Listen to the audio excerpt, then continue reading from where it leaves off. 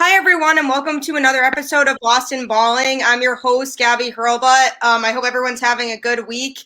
I know for us here in New England, we're getting ready for the warm weather, and hopefully it's coming relatively soon, maybe another month or so, but just hoping for this cold weather to just not be here anymore. So let's fingers crossed for that and just hope everyone is staying positive and healthy and safe during this time.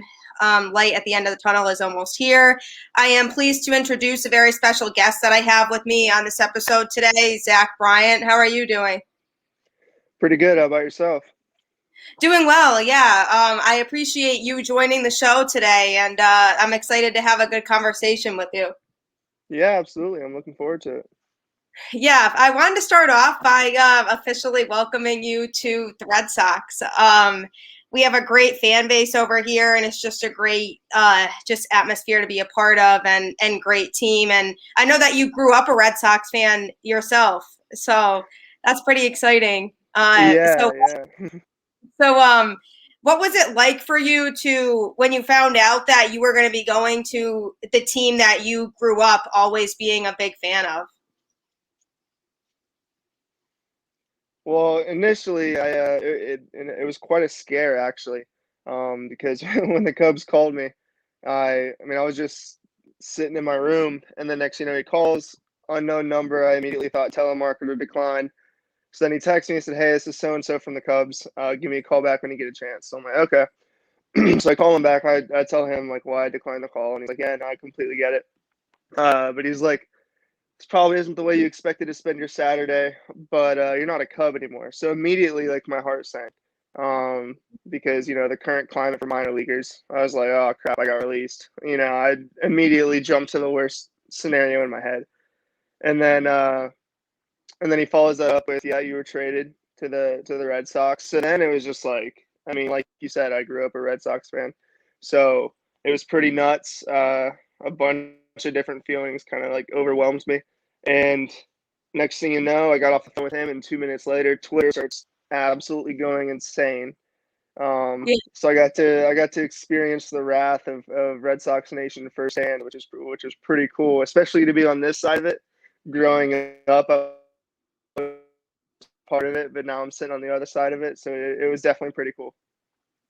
Yeah, that's awesome. I'm sure everybody on Twitter and being like reacting to the news, you probably were like, "Oh wow, this is an overwhelming amount of people." But that's just how Red Sox Nation is on Twitter when this type of news breaks. Yeah, yeah, no, I loved it, man. It was crazy. Like it started, like I said, as soon as the Red Sox tweeted it, Twitter started going insane. I actually had to mute it, just because I was taking care of some stuff, and it was, my Apple Watch was just going insane. So so I had to mute it for a little bit, turn off the notifications. Next thing you know, I have people sending me screenshots of Jared Carabas tweeting at me and tweeting about me. So then I was like, oh crap, I got to go back on now. So then yeah, so then I unmuted Twitter and let everything, the wrath of Red Sox Nation, let it commence. Yeah, no, it's definitely awesome, and I'm sure the experience and being able to be a part of that organization that you probably were just as a kid just striving to be a part of as a baseball player and a young fan. Oh yeah, no, it's like I said, it's extremely special to me, just to be on this side of things now. And then, of course, my parents were overwhelmed too. My grandma, all of them were fighting tears, because it's pretty cool. I grew up a giant fan, and every year for Christmas and my birthday, buying me Red Sox stuff. So the next thing you know, it's like, oh, I play for them now. It was definitely pretty crazy. Yeah, that's so cool. Yeah, and growing up, I mean, obviously playing baseball and everything. Um, how do you kind of feel like your experiences when you were younger led you to the point that you're at now, being a Uh, player and everything else? well, my story is a bit of a unique one. Growing up, I was always like, average, maybe slightly above average. I always had a decent little arm. Was a position guy for the most part, and then at some point in little league, I decided I wanted to try pitching, so I gave it a shot. And then even my coach was a little skeptical because I had a good arm, but I didn't know where the heck it was going. So he was a little skeptical to get me on the mound. And then from there on out, it was just first time he actually let me out there. I did really well, and then I was a two-way ever since then. And then I said pretty much a two-way up until about sophomore year of high school, and that's when I really just bought into being a pitcher only. Because at that point, pitching gets a little bit better, hitting gets a little harder. So there's a pretty clear skill gap between what I was doing on the mound and what I was doing at the plate. So that's when I became a pitcher only. And then from high school, I went to junior college, and that was a career pivotal point for me. Because I had a bit of a weight problem, so I wasn't heavily recruited out of high school. I was kind of overweight. So then I went to junior college, went to Daytona State College for 2 years. And my freshman year there in the fall, the coach there had a bit of like a tough love moment with me and told me exactly what I needed to hear. Pretty much the only reason I'm there and the only reason I'm not somewhere better was because of weight. And that was the main reason why I didn't get recruited in high school more. So then, he obviously told me in a little bit of a harsher way, a junior college coach. But it was exactly what I needed to hear, and it really kicked me into gear, lit a fire under my butt, and made me get after it. And so yeah, learned how to eat right, learned how to work hard, found the gym, started taking that more seriously, and then that's stuck with me ever since. From going into the gym every day, just trying to lose weight, it kind of drove a passion for me because now it's gonna be a lifelong passion, even life after baseball. I'll be still addicted to the gym. So him doing that made me find the gym, which getting stronger just accelerates a player, especially at a younger age. So that was huge for me. And then yeah, Daytona State for 2 years. I went to Jacksonville for the 1 year, and then got drafted out of there. My dad went to Jacksonville. Oh, okay. So he's a Dolphin. Yeah, yeah. So That's pretty sweet. shout out to them. But yeah, I guess they produce great athletes over there. Yeah, we have a couple dudes. We have Austin Hayes, Mike Bowman, both of them with the Orioles, a couple other guys. Yeah, no, there's definitely some serious athletes coming out of there. Yeah. No, that's awesome. It sounds like you learned a lot when you were in college, and it was crucial to your growth, especially in junior college when your coach was brutally honest with you about things. Because I feel like in a lot of situations, whether it's even outside of sports, just really in anything, sometimes we need those people that are honest like that with us, because those are the types of people I feel like that help us grow the most. Oh, 100%. I wholeheartedly believe that if I would have went somewhere else for junior college and I didn't hear what he told me, that I probably wouldn't be playing today. Just because of how much of an impact it had on me, getting stronger and getting more in shape, how much that changed me as a player. So if I would have went anywhere else, I think Daytona State would have been the end of the line for me. Um, but even if it wasn't, like I would have been stuck at a low grade D2 or D3 that I didn't really want to be at, and at that point it would just be playing just to play, like just playing just to play out my last couple of years rather than striving for something past college. Yeah, yeah. So when was the point that you kind of knew that you wanted to really commit to being a professional baseball player? I knew from a young age that I really wanted to, play my whole life, and even like as every little leaguer's dream. Yeah. Um, but then you get to high school and it starts getting a little bit more demanding with the time and all that. So it starts to fizzle out of a lot of guys. It never fizzled out with me. I don't want to say complacent when I was in that time when I was overweight, but I was negligent to what I needed to do. Um, but when it really became real to me was probably sophomore year of college that I had a real shot. Actually, that summer before I went to Jacksonville, that's when it became really clear to me that I have a real shot because when I played in the Northwoods League, and I was throwing pretty hard and doing very well. So like I said, that's when it became real to me. and only drove me more. So then I went to Jacksonville and took that drive with me and worked my tail off and ended up paying off. Yeah, that's such a really cool experience. And I feel like when you mention that in high school with the commitment and just the rigor and the athleticism involved in high school and the commitment and everything, I feel like you do find a lot of people that feel like they can't really commit to a long-term thing, and then they end up just playing just for fun after that. And the people that maybe sometimes some people thought that they were going to go all the way, and then they just kind of decided that it wasn't for them at that point. And I feel like maybe high school is a crucial point where you might realize something like that. Yeah, absolutely. I mean, it happens in high school too, but it's easy to get kind of jaded to it. So I've seen it in college. I saw it a lot in college too, because I remember being in the Northwoods League, and that's, I mean, that's about as close to the minor leagues as you can get. But Yeah. as far as playing every day, so I remember talking to some guys, and they sounded pitiful, like miserable, I should say, just being at the field every day. And I'm like, what's your goal with baseball? Yeah. And they're like, well, I want to play in the big leagues. It's like, you want to play in the big leagues, but you dread coming to the field every day.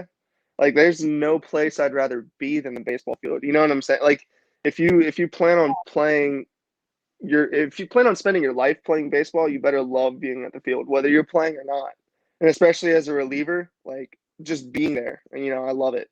So it's yeah, it high school is a crucial point where a lot of guys start to fizzle out, and then it carries over into college too. Yeah, if you don't like it, then there's a problem, because if you're doing that as a career and you're going out on a baseball field every day, then you can't be miserable. Yeah, no, exactly. But yeah, that's all really cool. Who were some of your favorite Red Sox players growing up that you feel kind of inspired you to grow into what you're doing and make it to that point of a professional baseball player? Well, top three. It's a close top three. It's hard to say which one's top the others, but Manny Ramirez, Dustin Pedroia, and David Ortiz. Yeah, Dustin Pedroia, when I first started getting into baseball, I mean, he was the biggest inspiration to me, just because, I mean, the level of heart that he played with out there was insane. It was so fun to watch him play, because, I mean, it was always balls to the wall. And then as I got older, I really started to love David Ortiz more and more. So he took that number one spot for me, just because his postseason heroics were, I mean, they were something out of a movie. It was insane. But definitely those three are up there for me. yeah. I feel like with our generation, those are the types of Red Sox players that we're never going to forget. Because I know that 2004 Red Sox team was just so memorable for Hmm. me as a fan to watch. And a lot of the players on that team are just players that are legendary Red Sox that you're never going to forget. And Yeah. they're the players that I feel like would inspire a lot of kids to want to do what they do one day and win a World Series. Yeah. Yeah. No, back in '04. I mean, I was pretty young, so I've had to go back and rewatch that whole playoff run, and yeah, I've had to go back and rewatch it just so I can really, gather in what it was like for someone that was a lifelong Red Sox fan, a little bit older, that was fully able to comprehend what was going on. 6 years old, I mean, I knew that they were in the World Series, but I didn't gather like the magnitude of it. So going back and rewatching it, and then the movie Fever Pitch, Yeah, I that's a remember classic. that, and I mean, that one, and that it shows like the whole timeline of the playoffs, in '04. So, yeah, going back and rewatching it, it's hard not to fall in love with that team and players that play like that. It reminds me of watching like a pretty much my high school team, just a bunch of dogs, just Yeah. ruthless, just never give up. Like that's exactly what it reminds me of. That was such a special team too, with the comeback and everything, and Yeah, yeah, just being underdogs, and they were just so special, and they wanted to win, and that's just something that we're never going to forget. I mean, looking back as a Red Sox fan, down the road, that's the type of story that I'm going to tell my kids as one of the biggest reasons why I fell in love with the Red Sox. Like, it's just that's such a special team. yeah, no, 100%. It's something that, yeah, I feel like it'll never be forgotten in Red Sox history and just baseball history. That was an incredible run that they went on. Yeah, especially beating the Yankees during that run too is Yeah. something that I will always be happy about. Yeah, it just sweetens the pot a little bit more. Yeah, it does. So how did you? This might have not been as it was just something really impactful, I think, was when Dustin Pedroia announced his official retirement from baseball. And I mean, he was injured, so he wasn't really playing a lot the last couple of years, which is really unfortunate because he was really on his way to a Hall of Fame season. And then he just never really recovered from that injury. So to me, when he announced his retirement, I was like, wow, yeah, he's definitely going to be really missed. Like, he made such an impact on this team and the program and the fans that even when he wasn't playing a lot the last couple of years, at least he was still there and he was present. But now the fact that he's not on the team anymore and he's officially retired, there's definitely something I think that's going to be missing there without him. Yeah, I mean, like I said, the level of heart that he had for the game and played with day in and day out, it showed in the last couple years of his career. Because I mean, obviously the last couple years he didn't play very much, and Yeah. the fact that he was still dealing with those injuries and saw like a little bit of chance that he had of making a full recovery, still drove him to go out there and try to strive for that. It just, I mean, that speaks numbers about him. And so, him being gone for sure is definitely a feel like for any Red Sox fan that grew up watching the old days. It hurts a little bit, but then again, it's part of the game. Guys move on. Yeah. Guys get old. It's part of it. Yeah, and especially for somebody like him who spent his entire career in Boston, and I feel like it's really rare now that you see players that spend their entire career in one place. And so it's that definitely I think makes it even more impactful and more special was being able to look back on his career and realize that his entire career was with the Red Sox.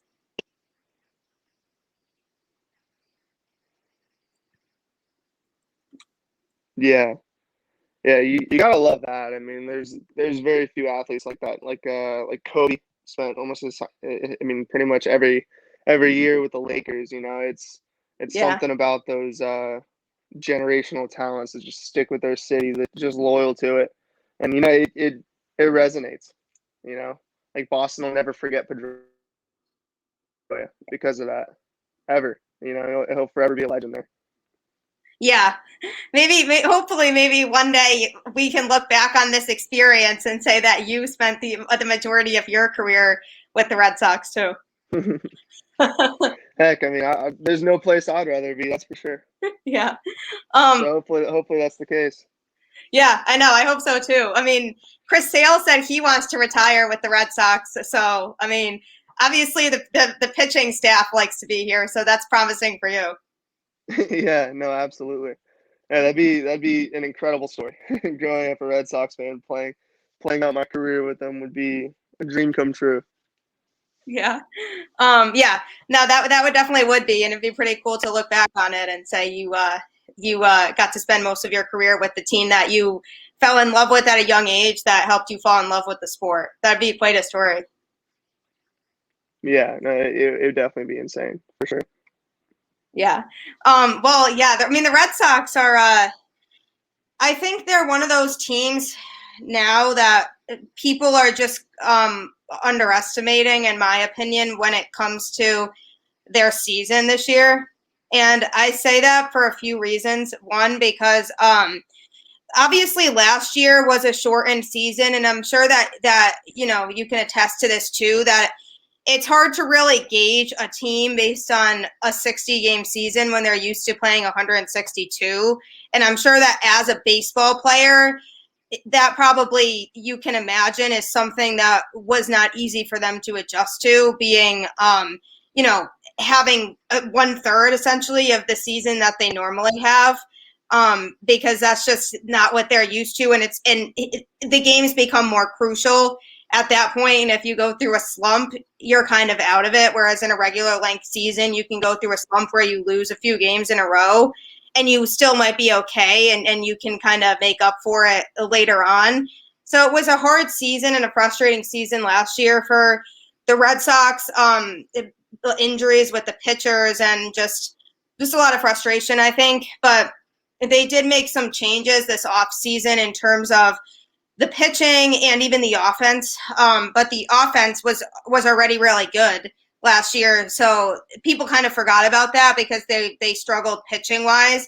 But I do think that this year, if everything comes together for them, I think that they are good enough talent wise to be able to be a wild card team this year if everything comes together. And if Chris Sale can come back, you know, like pre-surgery Chris Sale, then I think that they can actually be a good team. I know there's a lot of people saying that they're not going to be good this year and that they're going to finish towards the bottom of their division, but I don't necessarily feel that way. I think that based on what I've seen from spring training already, I like what I've seen from a lot of people already, and so I think it's going to be one of those seasons where the Red Sox could end up surprising a lot of people if they just can stay healthy on the pitching side of things.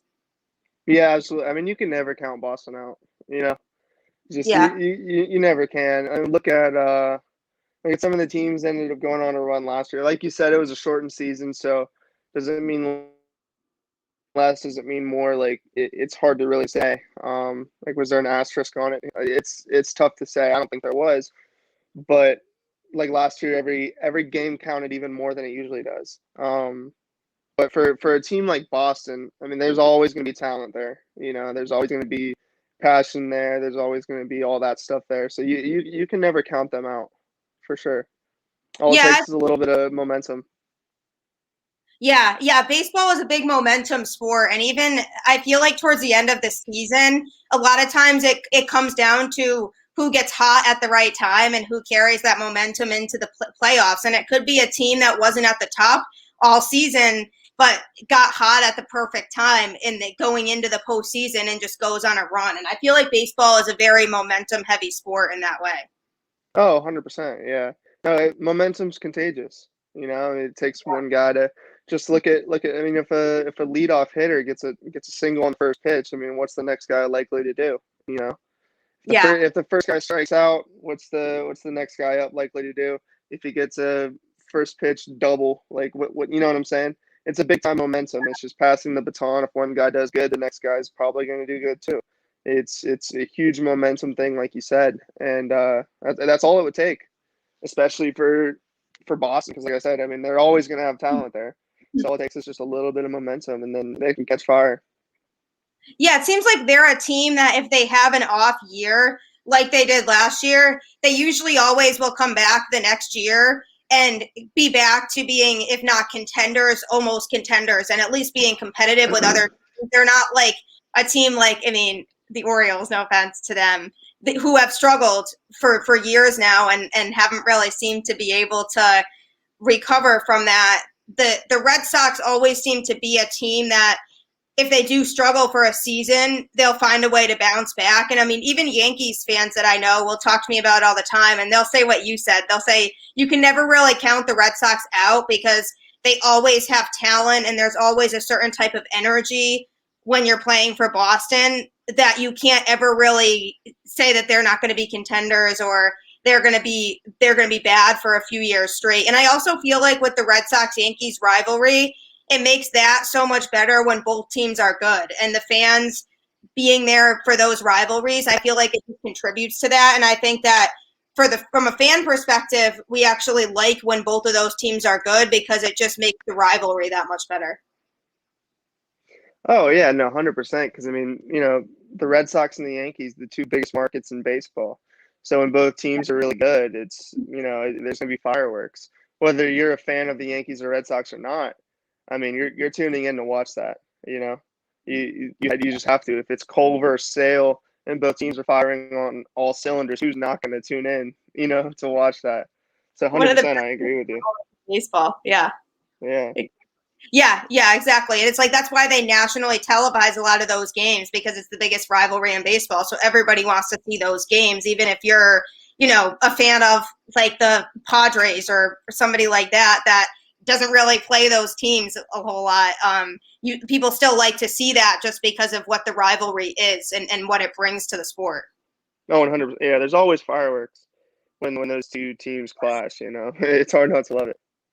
I know. Yeah, that's going to be an exciting thing, I'm sure, for you to be a part of if you end up with the Red Sox for organization for a while and continue to grow with this team and being able to be part of that rivalry will, I feel like, be a cool experience for you too.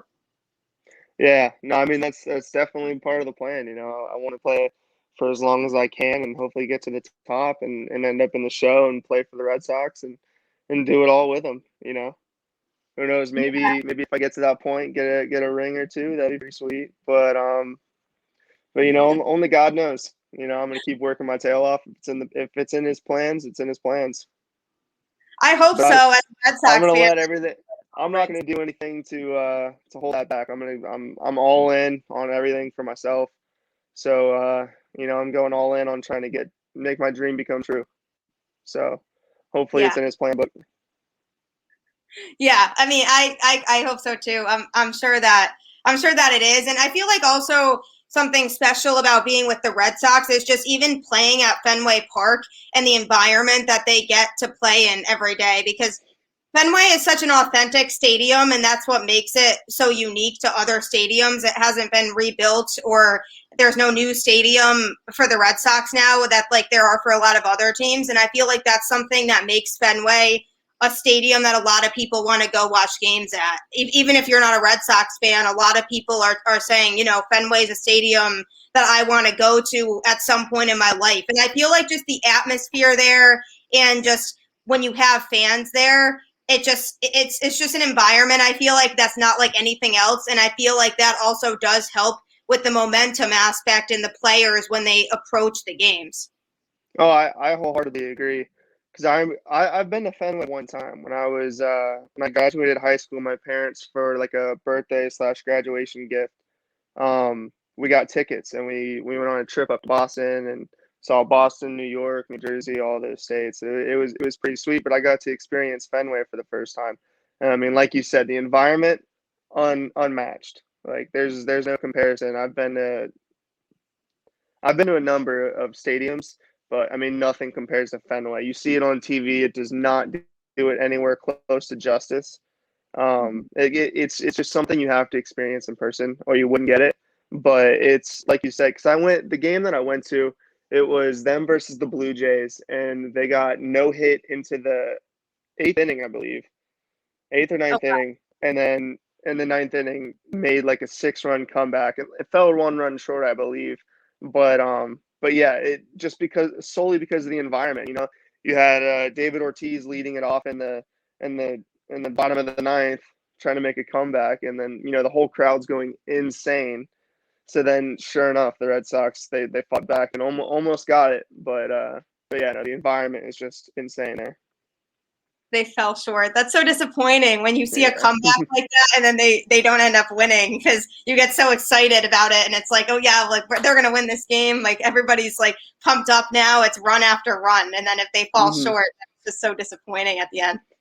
Yeah, they get that last out, and you're just like, it can't be over. Like, come on. Like, Come on, there's no way it's over. I want more. like are But we sure yeah, no, that's second out?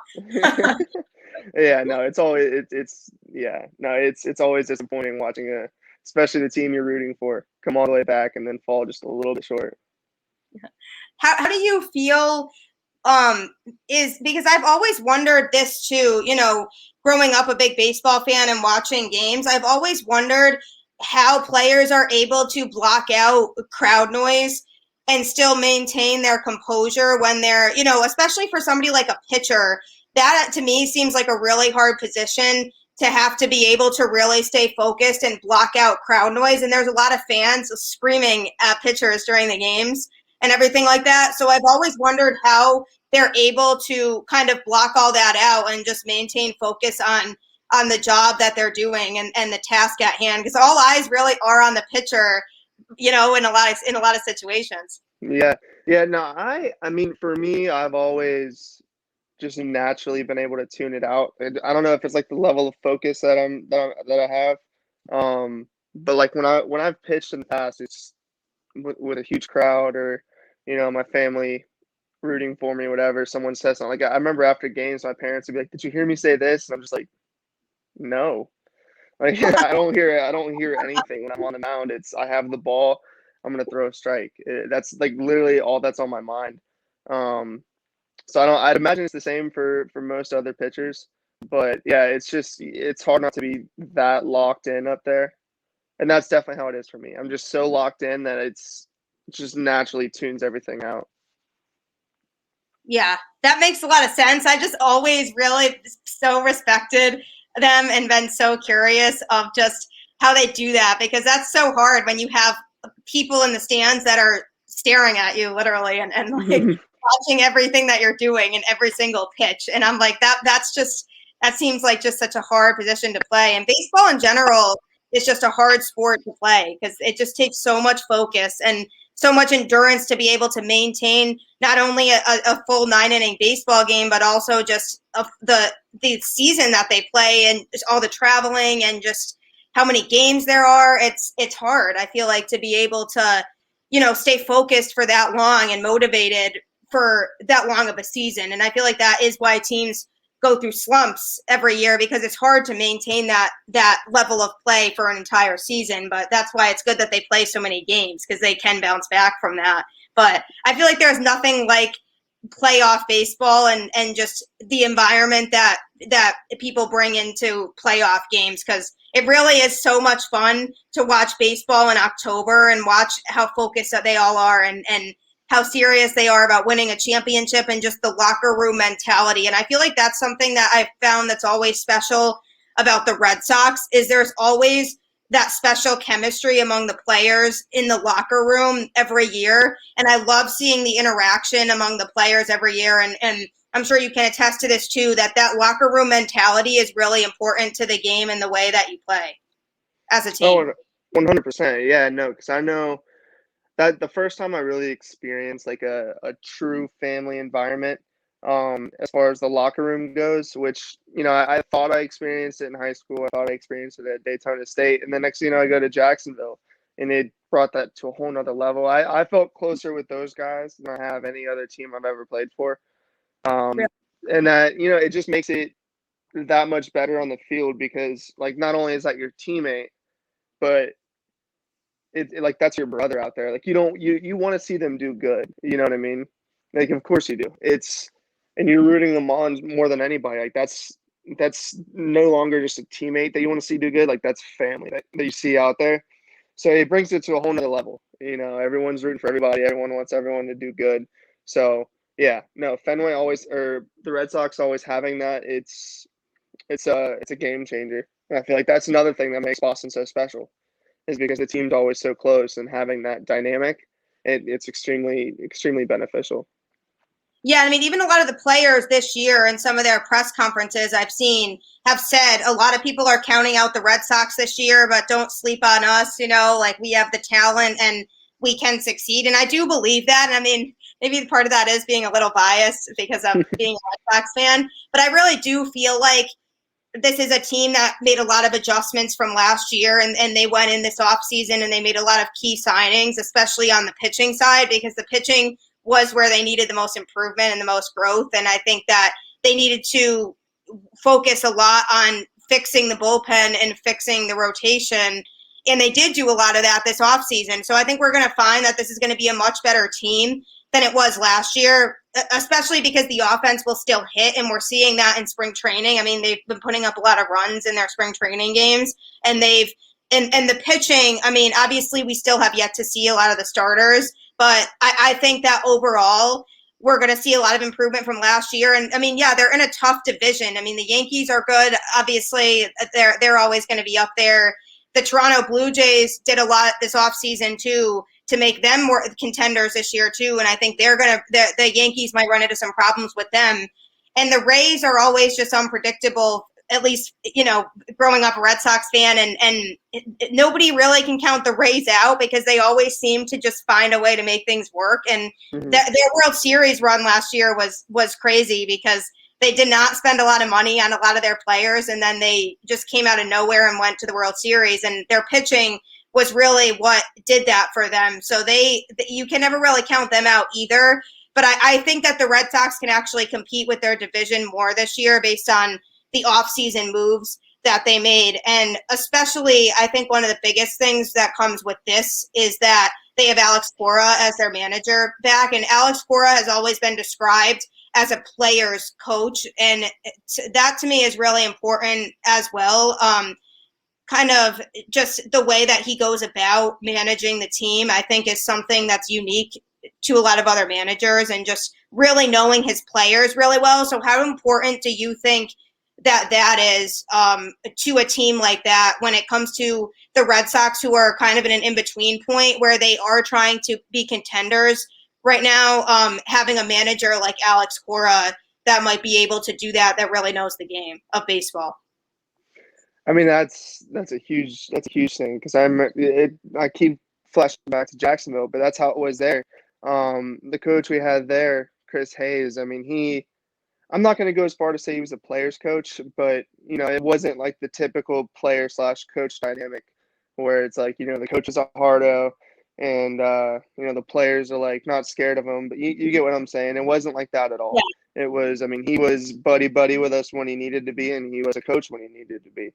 And I feel like that feeds even more into that family dynamic of the team that just brings everyone in closer. Because of course, like, that's still your coach. As long as he has those coach moments, and you still respect them on that level, because that's how it was at Jacksonville. Then not only is it the stuff that he says going to resonate even more, but it's just the teammates are your family, and so is the coach, because like you love the teammates and you love the coach also. So to me it's huge. It brings everyone even closer than chatting like that dynamic with the team. If you have that dynamic with the coach as well, it brings it to another level. Yeah, I think that that's really important. And a lot of the players say they love Alex and they love working with him. And I think that that's something that's really, really important, because it seems to be, again, I keep using the word special, but I really am serious. I feel like there's something about the way that he works with his players that is having everybody saying all these things about him, and just thinking really highly of him. And granted, I mean, it's important to trust your manager, because ultimately, I mean, they know the game of baseball, and they're going to help lead you to your success during the season. So it's important to trust whoever your manager is, whatever team you're on, obviously, and whoever the manager is. But just the way that they talk about Alex and just what he does for this team is something that I don't find with every team. And he's just a big reason, I feel like, for a lot of their success. And even, I mean, a couple of years ago with their championship run, and just him being there, and just the way that he was able to work with the players, I think is really important. And it's a different team this year for him. It's a very different team than he was working with in 2018 that he went to the World Series with. It's a very different team. So it's going to be interesting to see how he adjusts to that. And they have a lot of young, talented players on the team now that they've acquired over the offseason and in the last couple of years. And it's going to be interesting to see how he can work with those players and adapt to it being a relatively new team, because it's very few players from that team that are still on the roster. So it'll be interesting to see how he adjusts to that and works with the team. But I do like what I've seen so far, and I think he recognizes why there might be doubts about their season this year, because you never know with a pitcher coming back from Tommy John surgery like Chris Sale. You have to hope that he comes back at full strength, but you never know with a pitcher like that. You know what I mean? Because of Right. what he went through, and that's something I think that we should still be keeping an eye on for when he does return, that he might not be back to being the Chris Sale that we're all used to seeing in the past. That's just the lights out ace Chris Sale. I mean, nowadays it's easy to be optimistic about Tommy John, just because, I mean, I feel like they have it down to a T. It seems like, I mean, I've known quite a few guys that have gotten Tommy John, and I don't know any of them that haven't come back at least close to 100%, or better than they were before. They have it down to a T, so it's good. It's easy to be optimistic about it. But like you said, I mean, you don't know until he's out there. You just gotta kind of got to keep the fingers crossed. But yeah, no, I'd be eager to see. I'd be eager to see how he does. But I'm like I said, I'd be optimistic about it for sure. That's good to know. Yeah, because everybody's like, well, he's probably not going to come back the way that he was before. But if, yeah, that's a really good thing to know, because I want to be optimistic and want to be feeling like, he'll bounce back and be better than ever. Because, I mean, he did start to decline after 2018, and it was because of everything that he went through with his injury and everything. But we might start to see a lot of the old Chris Sale that we're used to seeing before, that nobody wants to face in a game, and see that guy out there. And that's what I'm hoping too, because if he can bounce back and be Chris Sale that we all know and love, then that's going to make a huge difference to the pitching rotation, and that's going to kick the rotation up a notch already, because without him playing last season, there was a hole in the starting rotation, and it really was not that great of a rotation. But if he can come back and be reliable, that's going to make a huge difference in the success of the pitching staff this year, I think, because if we can rely on him, and then we have Erod coming back this year too, who we also were missing last year. I think if those two can come back and bring their really good stuff, then the pitching staff, I think, is going to be actually good this year, like better than people are expecting. And I like some of the younger pitchers too. So overall, I think that they did a lot this offseason to try to make them contenders. And I know even Bloom said in an interview that he feels like they could be contenders this year. But even if they aren't, they've set themselves up pretty well to be good over the next few years with a lot of the young talent that they have now. Once a lot of these players develop, that I'm excited to see, like Alex Verdugo and players like that I think they kind of set themselves up for the next few years, even if they're not contenders in 2021. But I do think that they can make a wild card spot in the playoffs, even though they MLB said that they're doing a regular playoff, like a regular 10-team playoff, and they're not expanding it this year, which I actually like. I didn't really like the expanded playoff format, because I just felt like it kind of took away from some of the competitiveness of it, because you had teams that were getting into the playoffs that probably shouldn't have been in the playoffs. So I like that they're going back to the regular playoff format, but I still think even without an expanded playoffs, they can be a wild card team if everything falls together with the pitching. Oh yeah, no, absolutely. Because I mean, you need a strong offense, but I mean, a strong offense with no pitching, it can only do so much.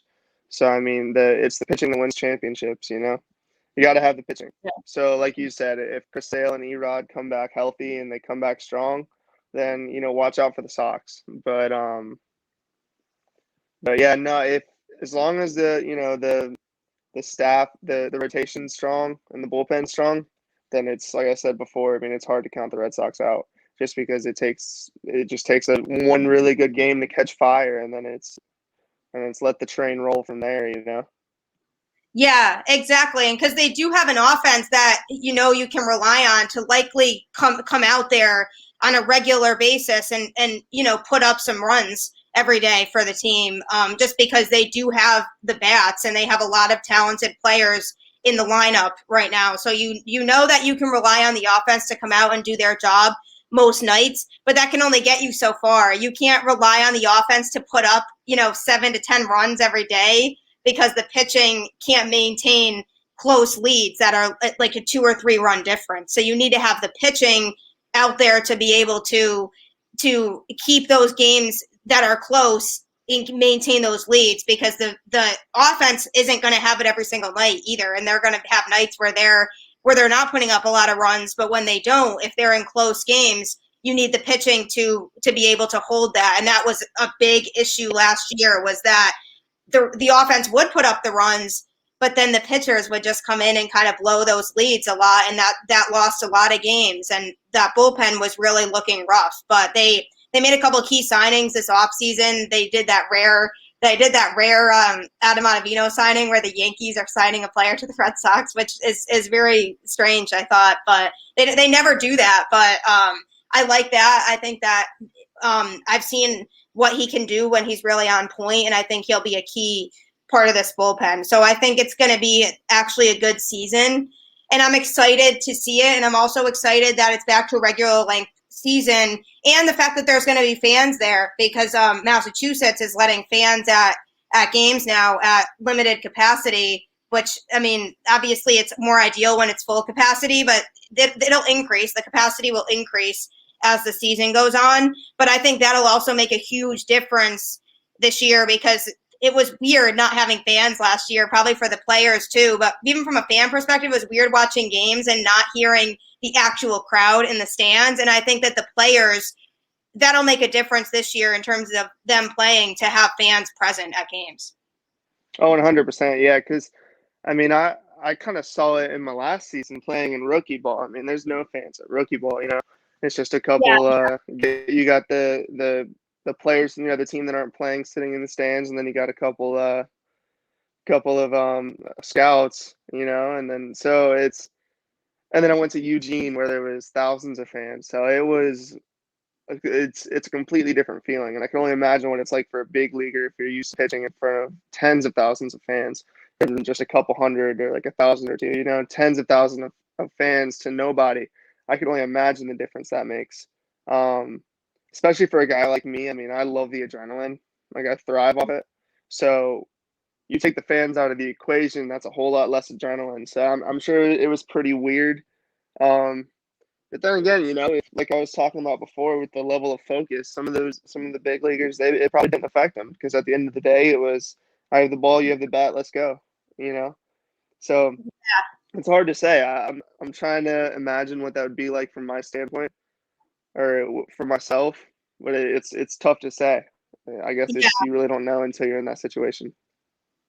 Yeah. I mean, you're right. They probably were just like, you know, we still have to do our job. Like, this is where we're just going to go out and play baseball, you know. But I do remember some players saying after games in some of their press conferences that they were missing the fans in that aspect, just because they feel like the fans and having the crowd noise brings an extra energy that they've kind of felt like they were lacking, just because it is hard. I feel like if you're so used to playing for that many people and then there's nobody there, I can't imagine that would be an easy transition.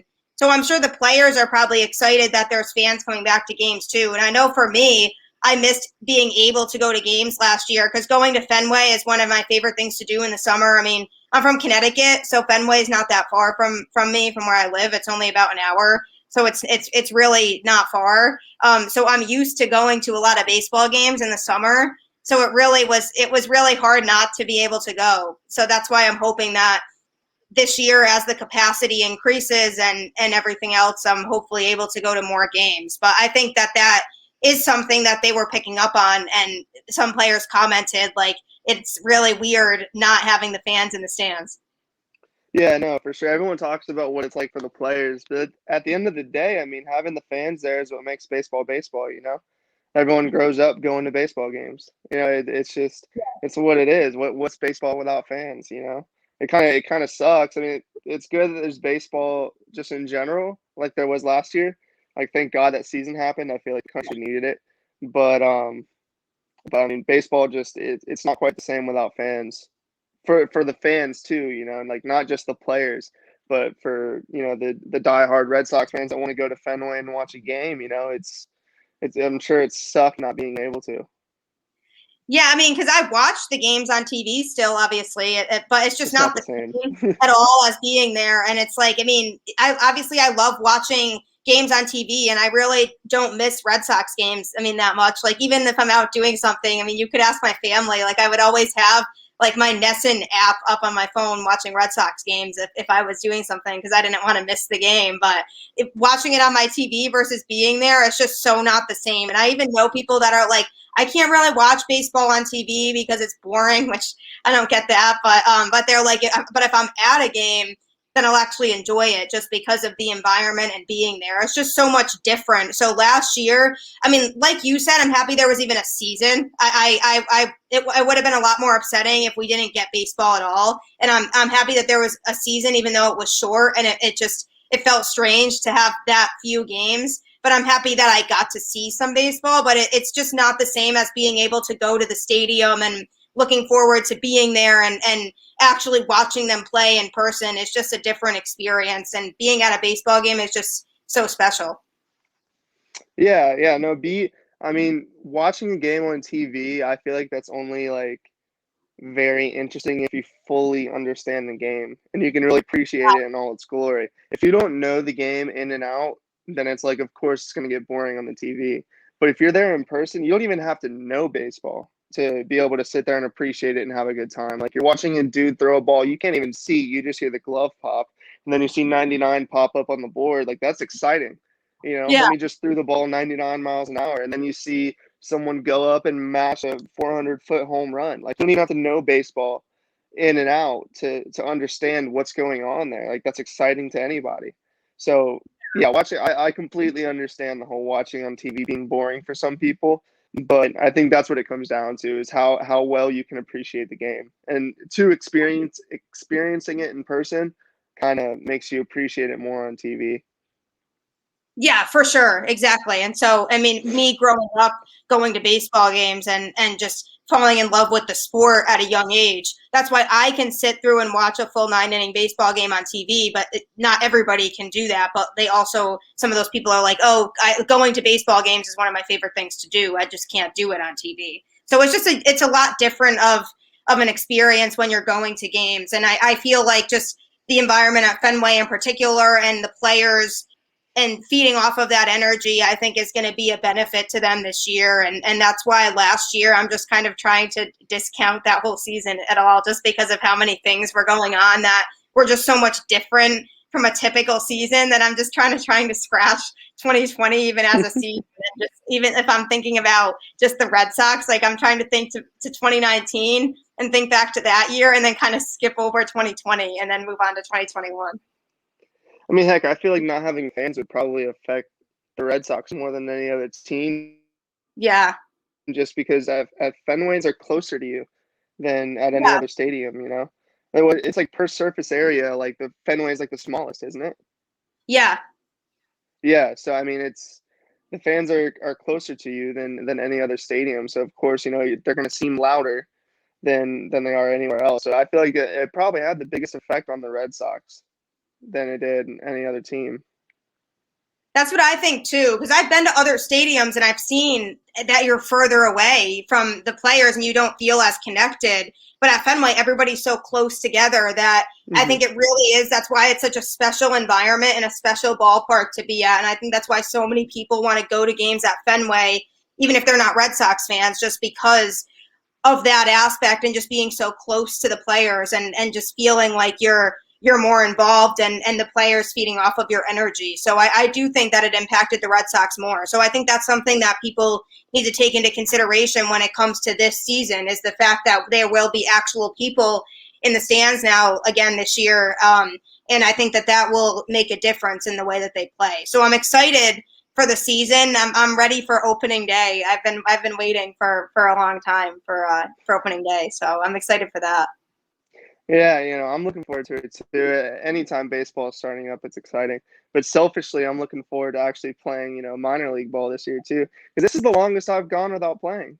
So I was it's since say, the day yeah. I started playing, it's never gone more than a year without playing ever. Never even gotten even close to that. But here we That are. was So sad. I'm looking forward to it. I felt so badly last year for the minor league players. It was tough, but I mean, sometimes you gotta strap up the boots and look at it glass half full. It's just more time to get after it. It was an entire year to just focus on your weaknesses and try to become even better. Yeah, true. And now you're coming into a new organization that you're excited about too. So there's a lot of room for growth, as you continue to spend your time with the Red Sox organization. I'm sure it's exciting with a fresh new season starting and, and just the positivity in terms of sports and just the positive direction we're moving in terms of the pandemic and everything else. And you starting off in a new organization and having the opportunity to grow and succeed there is probably exciting. Yeah, no, I'm real excited because, like I said, it was because I looked at it glass half full and it was just a whole lot of time just to get myself better. I'm really excited to see how much of a difference it makes in like a game environment. Because I mean, I've spent a majority of the year focusing on building my strength, and then I went up to Driveline for 5 weeks and trained up there for a little bit. So I mean, getting way stronger and learning more about the mechanical side of things. I'm excited to see how much the velo has increased. So I'm just excited. I'm excited to be back. You know, I miss baseball. I miss playing. I'm sure. Yeah, I'm sure you are not alone in that one either, though. I'm sure every other minor league player is feeling that same way too. Yeah, no, absolutely. But yeah, we all wish you the best of luck. We're really excited to have you here. I think you're going to love being part of this organization. At least I hope. And I know all of us fans just can't wait to see you succeed, and hopefully we'll see you playing games at Fenway Park soon, and just continuing to grow and be on that mound at Fenway. Yeah, I appreciate it. That's the dream. I got to keep working towards that, you know. But thank you so much. You're welcome. Yeah, everybody, you know where to find Boston Balling. It's on all podcast streaming platforms. You can follow the show on social media. I hope everyone has a great rest of your week, and I'll see you next time on the next episode of Boston Balling. Take care, everyone.